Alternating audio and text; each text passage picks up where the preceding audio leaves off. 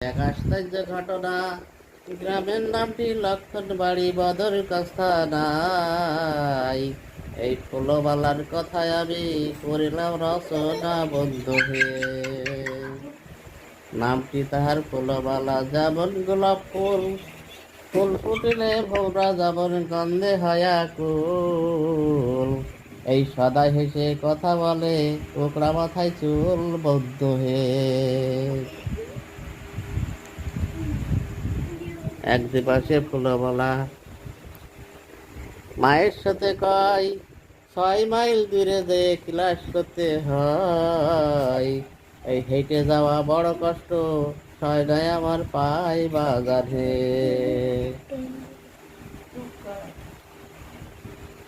ফুলবালার মায়ে বলে, সুরেন বাবুর তরে, তোমার কন্যা পড়াও যদি স্কুল অনেক দূরে। এই তার লাগিয়া দিবা একটা রিক্সা রিজার্ভ করে বন্ধু হে। তাই শুনিয়া সুরেন বাবু চিন্তা করে দিলে, কোথায় গেলে মনের মতো রিক্সাওয়ালা মেলে। এই জলিল মিয়ার স্বভাব ভালো, সর্বলোকে বলে বন্ধু হে।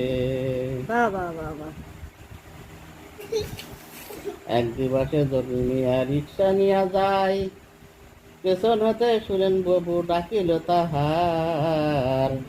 এই মাসিক ভাড়া চুক্তি করে 75 টাকাই বন্ধু হে। রিক্সায় চড়ে ফুলমালা হাই স্কুলে যায়, ছুটির সময় রিক্সা নিয়ে আসিয়া দাঁড়ায়। এই রিক্সায় করে ফুলমালা বাড়ির দিকে যায় বন্ধু হে। দৈনিক আসে ফুলমালা কতই খুশি মনে, আজকে কেন দেখিব না চিন্তিত বন্ধনে। কি হয়েছে ফুলমালা, বলো আমার শোনে মালা হে। ফুলমালা জবাব দিল জলিল মিয়ার কাছে, তুমি হলে রিক্সাওয়ালা রিক্সাওয়ালা লেখাপড়া নাই। কার সাথে কব কথা চিন্তা করি তাই আমি হে।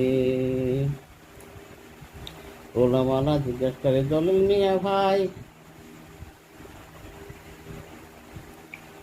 ফুলমালা রূপের কথা বলি কত ইয়ার, রূপ দেখিতে কাঁচা সোনা সূর্য বরাবর।